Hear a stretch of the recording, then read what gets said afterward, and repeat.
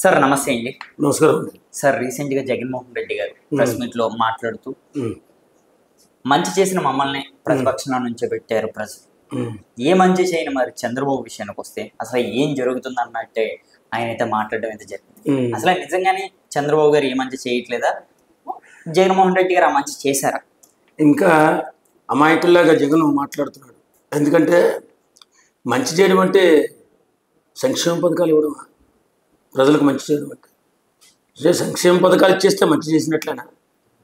పరిపాలన చేతగా దత్తమ్మ అని అందరూ అనుకుంటుంటే ఈవేళ వచ్చి ఏదో ముసలకన్నీళ్ళు గారుస్తున్నాడు జగన్మోహన్ రెడ్డి. వాస్తవంగా ఇప్పుడు అభివృద్ధికి నాంది పడుతుంది, అభివృద్ధి జరుగుతుంది ఆంధ్రప్రదేశ్లో. సంక్షేమం ఒకటే కాదు, ఫస్ట్ అభివృద్ధి కావాలి. అభివృద్ధి కావాలంటే అన్ని రంగాల్లో కూడా రాష్ట్రం అభివృద్ధి పదంలో నడవాలి.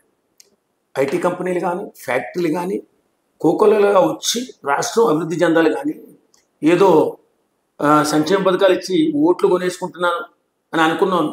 ఈవేళ జగన్మోహన్ రెడ్డిని చూసి అందరూ కూడా ఆ ప్రభుత్వాన్ని అనుకుంటున్నారా? ఈయన ఇంకా పిచ్చి భ్రమల్లో ఉన్నాడు, ఇంకా పిచ్చి పీక్ స్టేజ్లోకి వెళ్ళిపోయింది. ఎందుకంటే ఒక సంక్షేమమే అభివృద్ధి అనుకుంటే ఏ రాష్ట్రం కూడా ముందు వరకు వేయదు. సంక్షేమంతో పాటు అభివృద్ధి కూడా జరుపుకోవాలి. అభివృద్ధి చేత కానీ అసలు పరిపాలన చేత కానీ వ్యక్తి ఎవరైనా ఉన్నారంటే జగన్మోహన్ రెడ్డి. జగన్మోహన్ రెడ్డిని ఇప్పట్లో ఎవరు ప్రజలు నమ్మరండి. ఏదో మాయ మాటలు స్క్రిప్ట్ రాసి మాట్లాడుతున్నాడా తప్ప అందుకంటే వేరే లేదు. వాస్తవంగా అభివృద్ధి ఇప్పుడు జరుగుతుంది, రోడ్లు బాగుపడుతున్నాయి. పవన్ కళ్యాణ్ గారు దీనిపైన అద్భుతమైనటువంటి పని చేస్తున్నారు. ఎలా అంటే ఇప్పుడున్న పరిస్థితుల్లో ఫస్ట్ అట్నుంచి ఏంటి పేదరికం నుంచి వస్తున్నాడు, గిరిజనుల నుంచి వస్తున్నాడు. మొన్న గిరిజన ప్రాంతాలకు వెళ్ళి 1000 కోట్ల అబౌవ్ అభివృద్ధి కార్యక్రమాలు చేసి తిరిగి వచ్చారు పవన్ కళ్యాణ్ గారు. అభివృద్ధి కనపట్లేదేమో జగన్కి. అలాగే చంద్రబాబు నాయుడు గారు, ఒక పక్క నుంచి లోకేష్ గారు విపరీతమైన కష్టపడుతూ రాత్రింబవళ్ళు కష్టపడుతూ అభివృద్ధిని చేస్తుంటే కళ్ళు కనపడలేదేమో పాపం జగన్మోహన్ రెడ్డి గారికి. వాస్తవంగా శతవరం వచ్చిందేమో, వయసు దాటినట్టుంది, 40 దాటినట్టుంది, శతవరం కూడా వచ్చి ఉంటుంది. అలాంటి మాటలు మాట్లాడి ఇంకా ప్రజల్లో ఇంకా దిగజారిపోవడమే తప్ప ఇప్పుడు మంచి జరిగినప్పుడు మంచి అని చెప్పాలి, చెడు జరిగినప్పుడు చెడు అని చెప్పాలి. నీ గురించి మేము మంచి చెప్తున్నాం. ఏమని? నువ్వు సంక్షేమ పథకాలు అద్భుతంగా ఇచ్చావు, కానీ రాష్ట్రాన్ని అభివృద్ధిలో నాశనం చేసేసావు. ఇది గుర్తించు.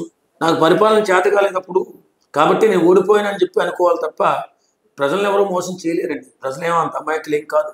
ఎవరైతే పని చేస్తారో ప్రజలు గుర్తిస్తారు, ఆ గౌరవిస్తారు, గెలిపిస్తారు. సార్ మరో విషయం అండి, జగన్ బట్టలు నొక్కితే పేద ప్రజలు ప్రతి ఒక్కరి జేబుల్లో కూడా డబ్బులు అయితే వెళ్ళాయి.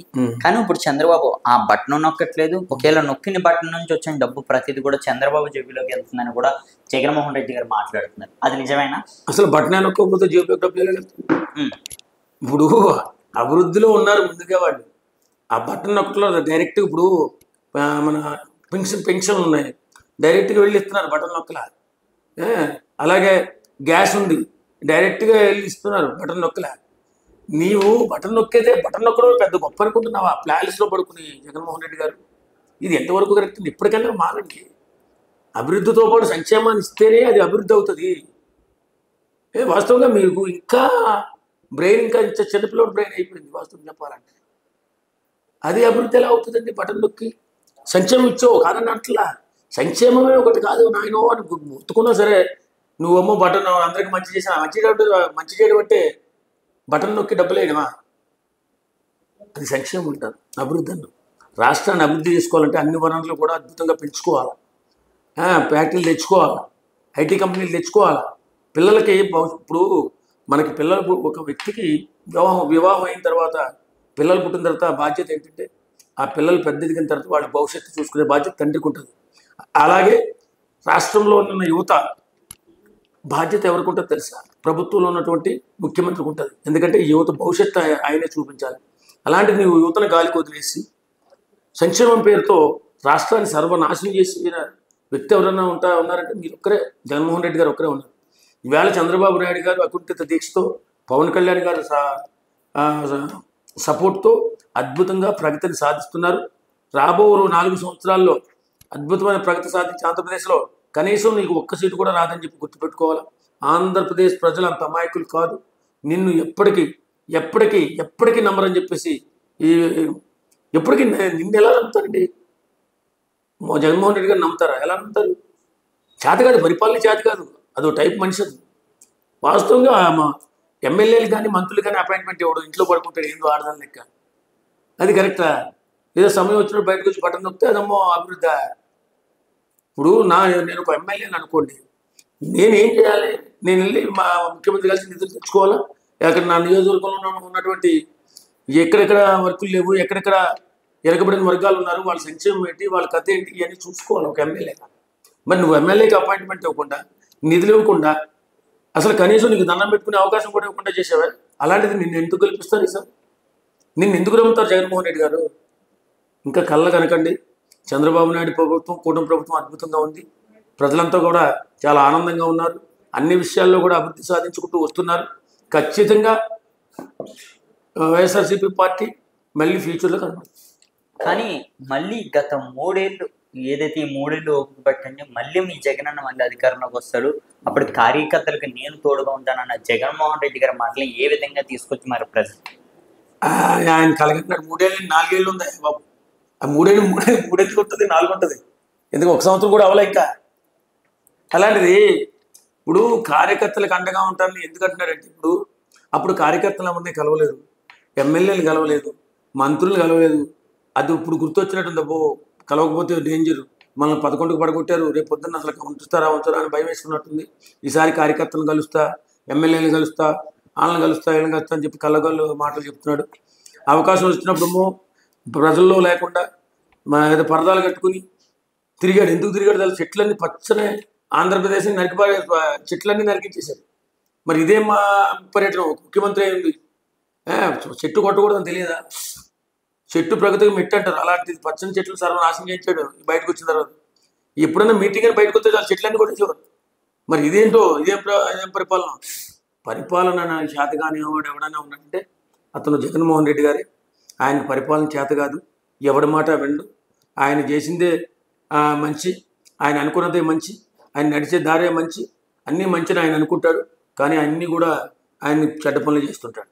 సార్, మరో విషయమైన జగన్మోహన్ రెడ్డి గారు పదే మాట్లాడుతూ రీసెంట్గా చంద్రబాబు గారు అదే మన కూటమి ప్రభుత్వం ఏదైతే విశాఖలో ఒక 300 ఎకరాలు ఏదైతే ఉన్నదో కేవలం ₹1 ఆయన ఇవ్వడం అయితే జరిగింది. ఇదంతా కూడా చంద్రబాబు గారు కేవలం చేస్తున్న ఒక స్కామ్ అని కూడా జగన్మోహన్ రెడ్డి గారు మాట్లాడుతున్నారు. అది నిజమైనా కావాలని అక్కడ కంపెనీస్ కోసమైనా ఆ డబ్బా అది ₹1 అన్నది ఇచ్చారు. ఏ వంక లేకపోతే డొంకట్టుకుని ఏడ్చాను ఒక సామెత ఉంది. అలాగా ఏ వంక దొరకట్లా జగన్మోహన్ రెడ్డికి. ఎందుకంటే 3 పక్కల నుంచి అభివృద్ధి చేసుకుంటూ వచ్చేస్తారు ₹3. అటేమో మా పవన్ కళ్యాణ్ రూపంలో, ఇటు లోకేష్ బాబు రూపంలో, అటేమో చంద్రబాబు నాయుడు రూపంలో. ఇది ఏం జీర్ణించుకోలేకపోతున్నాడు జగన్మోహన్ రెడ్డి. ఏంటి ఇలా చేసేస్తున్నారు వీళ్ళు? రోడ్ల మీద తిరిగేస్తున్నారు. ఎక్కడ ఏ అభివృద్ధి చేయాలంటే అభివృద్ధి చేసేస్తున్నారు, ఏ కుటుంబానికి న్యాయం చేయాలంటే ఆ న్యాయం చేసేస్తున్నారు. కాబట్టి రేపు పొద్దున్న జనాలు మనల్ని నమ్మరు అనేసి ఇలాంటి కుయ్యత్తులన్నీ పన్నుతూ ఉంటాడు. ఒకవేళ ఏ సంస్థకైనా మనం డబ్బులు తీసుకోకుండా భూమి ఇచ్చినట్లయితే ఆ సంస్థకి కొన్ని ఉద్యోగాలు ఇస్తుందని, ఆ సంస్థను డెవలప్మెంట్ చేయడానికి అవకాశం ఉంటుంది. అంతే తప్ప ఊరికే ఎవరు ఇచ్చారండి.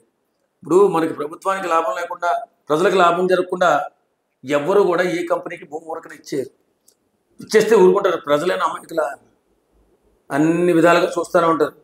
ఏ తప్పు జరిగినా ఇప్పుడున్న పరిస్థితుల్లో అది కుటుంబ ప్రభుత్వానికైనా, ఇటు జగన్మోహన్ రెడ్డి అయినా నిలదీసే నాగరికత సంపాదించుకున్నారు అందరూ కూడా. మీ లెక్క అమాయకులు కాదు.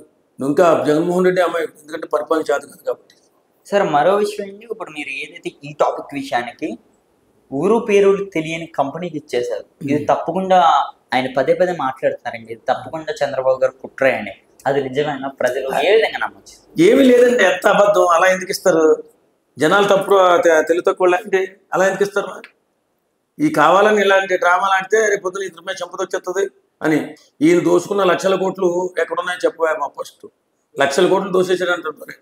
ఎక్కడున్నాయి? ఎంత పెద్ద పెద్ద ప్యాలెస్లు ఎక్కడ చూసినా ఈయన ఏమంటారు ప్యాలెస్లు ఎక్కడ చూడు. ఇటు హైదరాబాద్ కాడి నుంచి, బెంగళూరు కాడి నుంచి, కడప కాడి ఎలా వచ్చి ఈ డబ్బులన్నీ?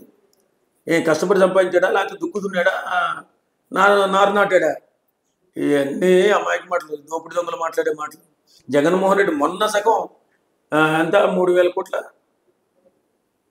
మొన్న 773 కోట్లు ఒకటి మళ్ళీ ఈడీ అటాచ్ చేసినట్టుంది. ఇంకా అమాయకులు చేయాలని చూస్తున్నాడు జగన్మోహన్ రెడ్డి గారు. ఇతను అసలు ఈ 5 సంవత్సరాలు జైలుకి పోయి జీవితాంతం జైల్లో ఉంటాడు. ఈయన పార్టీ ఉండదు, ఈయన ఉండడు. సరే అది జగన్మోహన్ రెడ్డి గారు అంటూనే టీడీపీ కార్యకర్తలు ఎవరైనా ఒక ఇంటికి వెళ్ళి అమ్మ మీరు బాగున్నారా అని అడగడానికి కూడా భయం వేస్తుంది. ఎందుకంటే దానికి కారణం వీళ్ళు ఎటువంటి పథకాలు ఇవ్వలేనందుకే కూడా భయపడుతున్నారని కూడా మరి మాట్లాడుతున్నారు. అది నిజమేనా? ఎందుకు అవుతుందండి, ప్రతి ఒక్కరూ కూడా బ్రహ్మాండంగా ప్రభుత్వం అన్ని విధాలుగా అందరినీ ఆదుకుంటుంది. తప్పనిసరిగా ప్రతి గ్రామంలో కూడా ఇప్పుడు వాస్తవంగా ప్రతి గ్రామాన్ని దత్తత తీసుకున్నట్టు చేస్తున్నాడు పవన్ కళ్యాణ్ గారు. ప్రతి పంచాయతీకి నిధులు ఇచ్చాడు. జగన్మోహన్ రెడ్డి ఆ జీవితంలో 5 సంవత్సరాల కాలంలో ఎప్పుడైనా పంచాయతీకి నిధులు ఇచ్చిన ముఖమైన పంచాయతీ వ్యవస్థను సర్వనాశనం చేశాడు. అలాంటి వ్యక్తిని వేళొచ్చి పంచాయతీకి నమ్ముతుందా? గ్రామాలు నమ్ముతాయా? అమాయకంగా అంటే ఇతను అమాయకంగా మాట్లాడతాడు, ఒకసారి తెలివైన వాళ్ళు మాట్లాడతాడు. అన్ని డ్రామాలే. అంటే ఒక డ్రామా కంపెనీ ఓనర్లు తయారయ్యాడు. కొంతమంది వెంటేసుకుని డ్రామా కంపెనీ నడుపుతూ ఉంటాడు జగన్మోహన్ రెడ్డి.